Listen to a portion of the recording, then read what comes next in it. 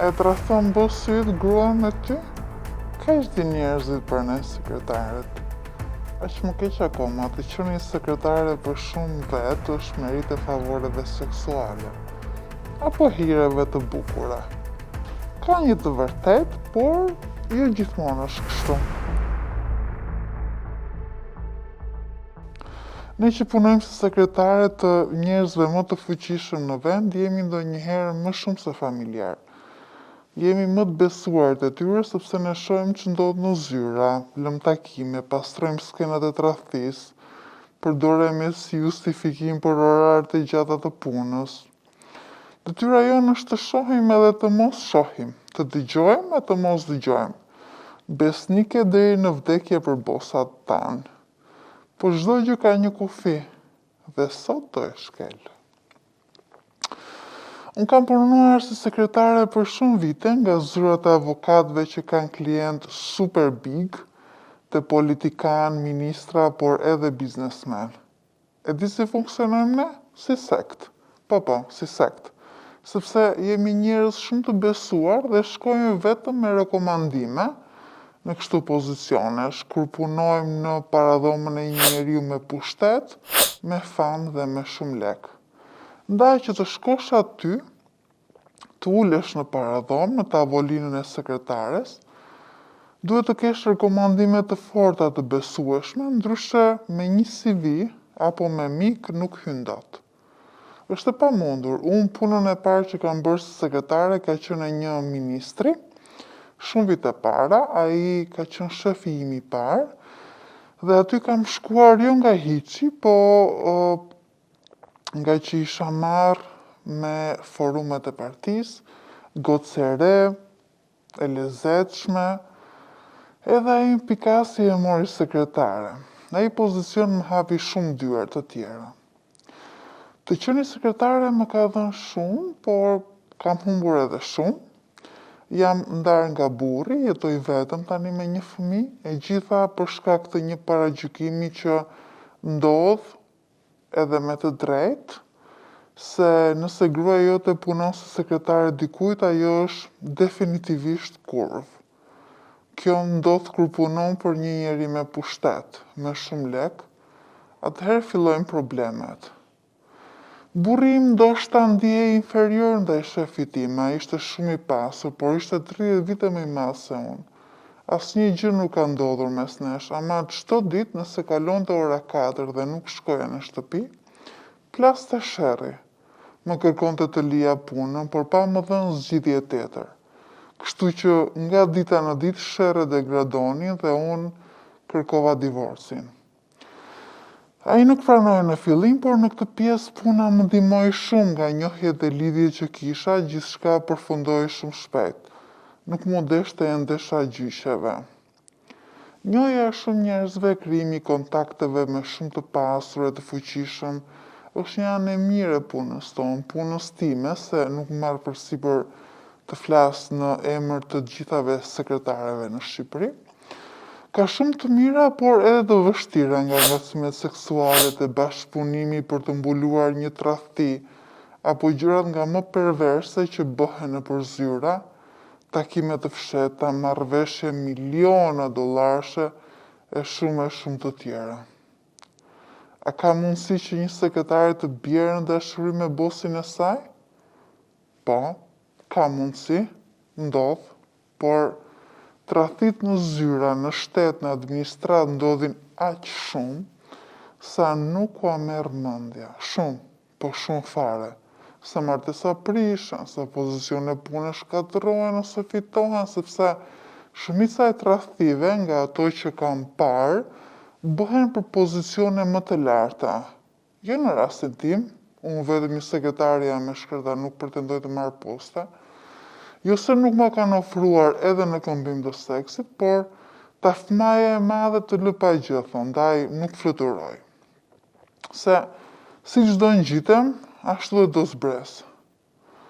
Favore seksuale më kanë kërkuar, më kanë detyruar, e kam bërë, por jo për të përfituar diçka më shumë, për të mbajtur vendin e punës, por edhe se ndoshta më ka pëlqyer. por nuk ka lidhje me ndjenjat, me marrëdhëniet, me dashurinë, është më tepër heqje stresi me stafit dhe ka raste që duhet bërë. Ti marrë me radhë nga zyra e ministrit. Ai tani nuk është më, ndaj mund të flas pa teklif. Kur fillova unë punë në paradhom, sa isha as 20 vjeç, nuk isha as e lidhur, as e martuar.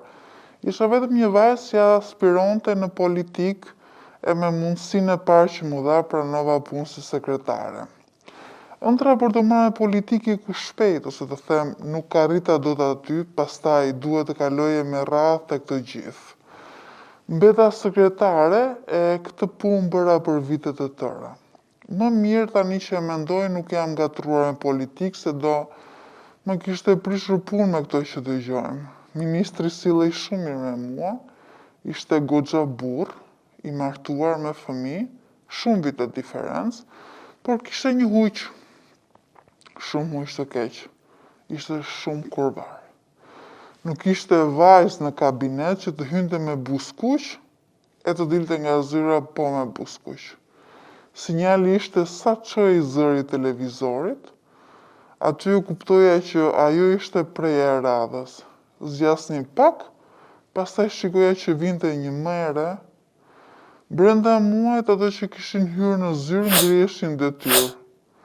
Gruaja e tij nuk vinte kurrë në ministri dhe kjo është gjëja më e mirë e punës në shtet, se gratë nuk vinë të bëjnë potere siç ndodhen zyrat e tjera të burrave që vinë e bëjnë skandale. Por më vonë edhe ato me radhë.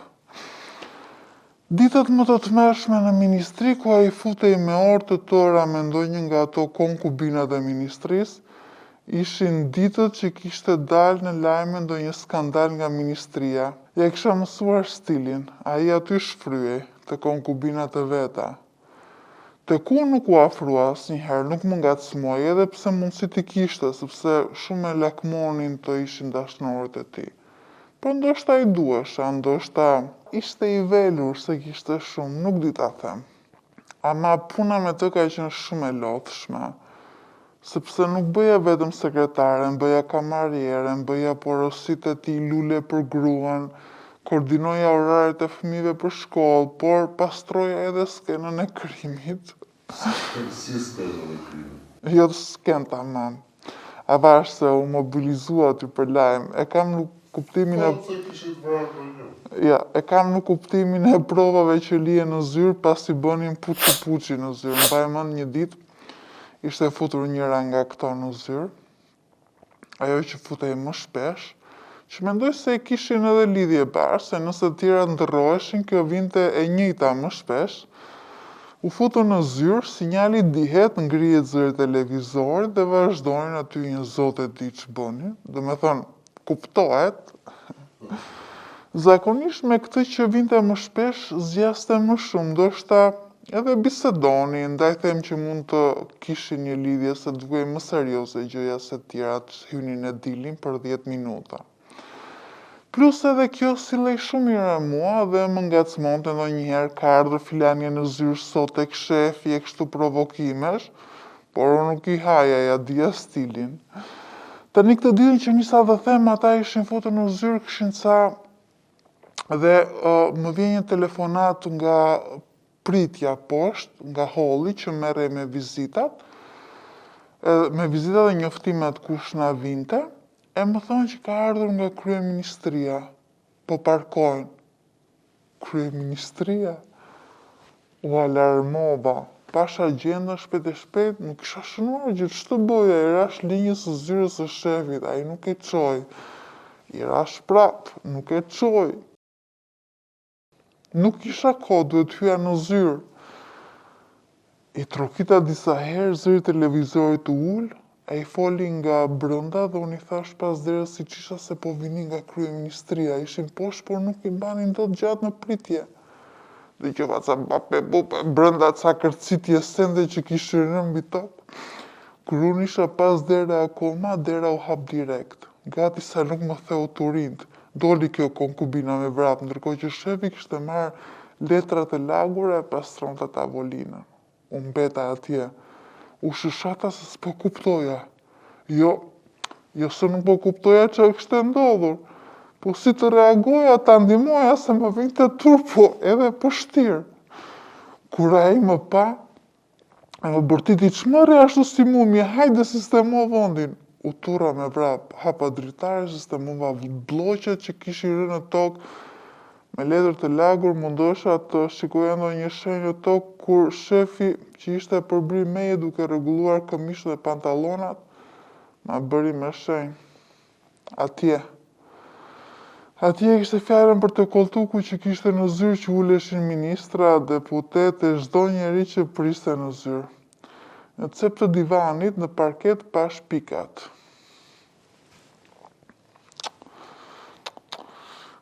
Ula të pastroja, që të bëja? Thash me vete, shqyqyrë ka shpëtuar koltukun. Çdo gjë në rregull, ata erdhën në zyrë dhe çdo gjë okej, por sa ikën ata, shefi më mori dhe më hodhi mua fajin që nuk e kisha shënuar si takim, sepse sipas tij, ata kishin lajmëruar. U mundova ta bëja ato arsyetonte, ju ta gënjeja se ajo ishte e vërteta, unë nuk dija asgjë, ama faji mbeti mua. Më vonë kuptova se ishte bërë një mesele kurvash, xheloze për njëra tjetrën. Nuk më linte e keqja. E mora vesh çfarë kishte ndodhur, kisha një shoqe në kryeministri që e pyeta me lezet, se as asaj nuk i thoya dot gjë pse po e pyesje tamam. Dhe mora vesh që ata kishin folur me zyrën e protokollit. Aty ishte njëra nga këto që vinte her pas here në zyrën e shefit. Dhe për inat nuk na kishte vënë në dieni. Në bëdë kurva, se këto nuk e kuptojnë që ai ka një grua, ka fëmijë, ato janë vetëm dashnorë të rastit.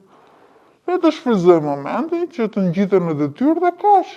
Pse duhet të bëhen xheloze, se di, nuk i kam kuptuar asnjëherë gratë, edhe pse vetë jam grua. Nga kjo punë nuk i kam kuptuar se shoh lloj e soj. Pas këtij episodi nuk ndodhi gjë, unë vazhdova punë në ministri dhe ky episod nuk ndikoi, përkundrazi, ne u bën edhe më të afërt me shefin sepse edhe ai, edhe pse dinte që unë e dija për konkubinat e tij, kur u bë fakt ditën që pastrova skenën e krimit, sikur u thya akulli dhe ai filloi të më thoshte paraprakisht që do jemi zënë, ose kur donte t'i çoja rrobat në pastrim kimis, se kishte edhe raste që bëj me buzëkuqe, me make-up, mi linte mua ndërzim. Se herë të tjera vinte i merrte shoferi, tani pastroja unë gjurmët. Pastaj momente të tjera përveç këtyre konkubinave kishte plot. Vinin shumë personazhe të njohur, ziheshin, bërtisnin, po unë gëk.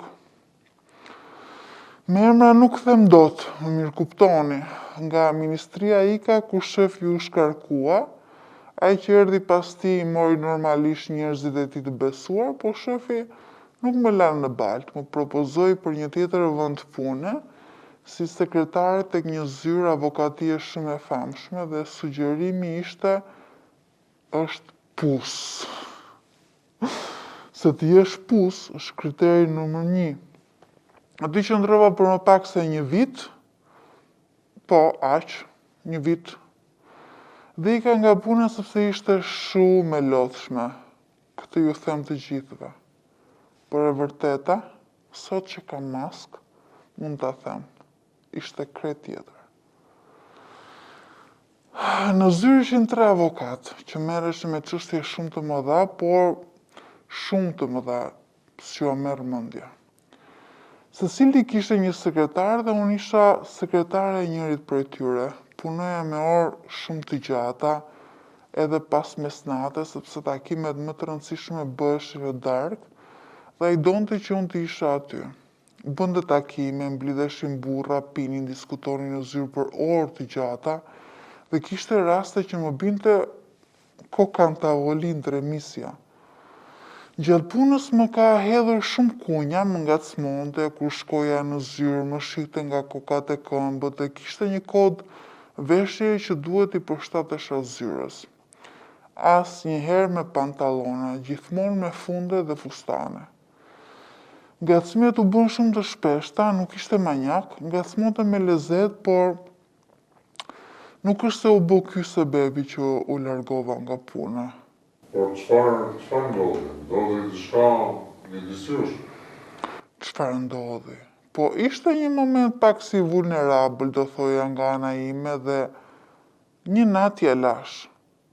Vulnerabël. Nuk e di që më tha mendja, po i gjitha vetën të përfshirmet dhe e bëra këtë çmenduri.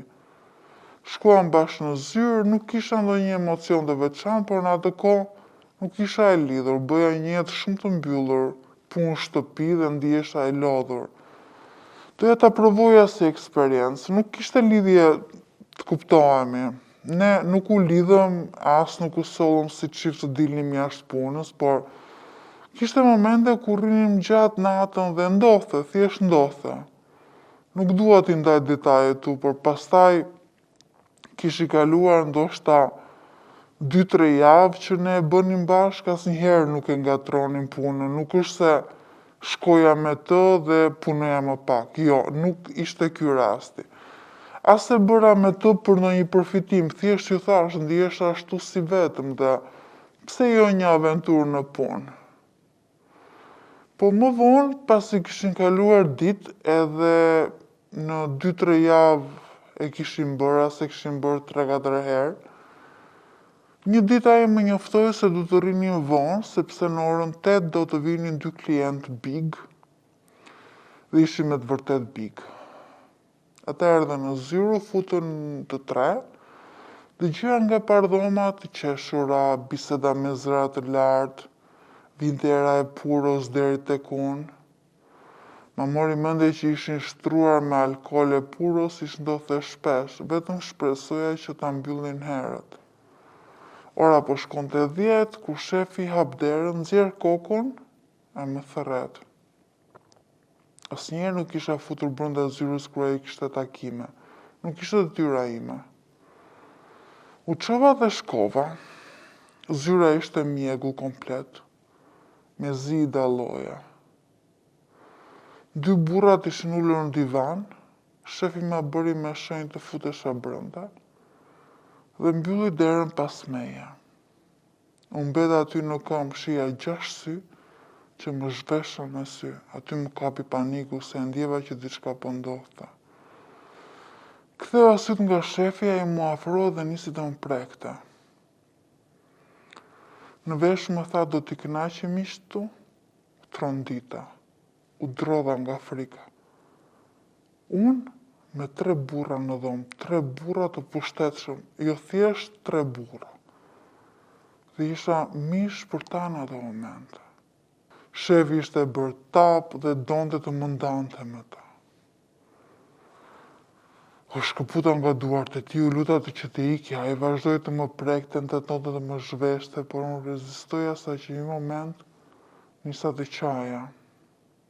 2 burra që gjyrëzotit i thanë, lëre, asgjë me zor. Shefi sikur i ra krenaria, vazhdonte më tej duke i thënë që do më shpërblente e shumë të tjera. Unë ndrydhesha nga frika dhe vetëm qaja, ai pastaj sikur u kthjellua dhe më liroi. Më tha sill një trëndafil. Ky ishte kodi për të marrë ndonjë vajzë, kishim disa kontakte që i merrnin për miq dhe klientët e tij. Kjo ishte puna e fundit që bëra për të. Të nesër më shkova në zyrë për të dorëzuar dorëheqjen, ai e pranoi, kërkoi falje dhe të dy u ndam në paqe. Ai s'më prishi punë në punët e tjera. Ma dha rekomandimin, edhe pse në rekomandim jo në atë të shkruarin, ai kishte thënë që unë isha full option, dhe në gjuhën e tyre, kjo kuptohej që isha edhe për ta bërë me ta. Këtë e mësova më vonë, me një nga shefat e mi që më shite si vajzën e tij dhe asnjëherë nuk guxoi për asgjë. E vazhdove punën si sekretare dhe pas këtij episodi? Pa. Çfarë ndodhi më pas? Vazhdova, ajo ishte gjëja që dija të bëja më mirë, pastaj kjo ishte etapa që unë njoha dhe ish bashortin, u martua, më bëra fëmijë. Dhe në këtë fazë isha sekretare e një oligarku, asgjë nuk ndodhi me të, punova shumë gjatë me të, ndoshta puna më e gjatë, Edhe pse u ndava nga burri në këtë periudhë, paga ime ishte shumë e mirë dhe aty kuptova se sa shumë lek kishin njerëzit. Shumë zero, po shumë fare. Unë merja honorare kur qëndroja pas pune dhe më shumë se sa një sekretare tipike si në rastet e tjera, koordinoja edhe jetën personale të tij. Sigurisht, shefi, ky biznesmeni, kishte gruan dhe një të dashur që e kishte për shumë vite. Dhe për biletat, hotelet, dhuratat, merresha unë gjithmonë që të mos lini gjurmë nga gruaja e tij. Edhe pse ajo ishte zonjë grua, nuk pleksej, po shefi nuk donte të linte gjurmë. Shpenzime të tmerrshme, marramëndse, as në ëndër nuk i kisha parë. Shumë shpejt koordinoja punët edhe të gruas, të familjes, por edhe të dashurës së tij. Por kishte edhe raste që bëhej nxing. Mund të kishi lënë të 2 orare për të ardhur në zyrë. Dhe atëherë hyja në lojë unë duke na shkaluar të dashën, sepse gruaja kishte prioritet. Pastaj dhuratat, o zot, çanta Birkin, Chanel, veshje e shumë gjëra të tjera. I bëja unë emër të shefit tim dhe ai dilte si burri ose si dashuri romantik. Pastaj në prenotime jashtë nuk ishin limite pagesa, sidomos për prenotimet në restorante që duheshin muaj të rrije në pritje. Me më shumë lek, asgjë nuk ishte e pamundur. Kjo ka qenë puna më komode, edhe pse më ndau nga burri, jo për fajin e shefit tim, por për ato telenovelat që ndërtonte në kokë ish burri. Aty isha shumë komode, shumë e sigurt. Asnjëherë nuk më ngacmoi, nuk më vinte në siklet, kishte marrëdhënie vetëm pune. Dhe ai kishte mundësi ta bënte, ishte i mirë si pamje, kishte shumë lek, por nuk abuzoi asnjëherë me pozicionin e tij, ndryshe nga ata derrat.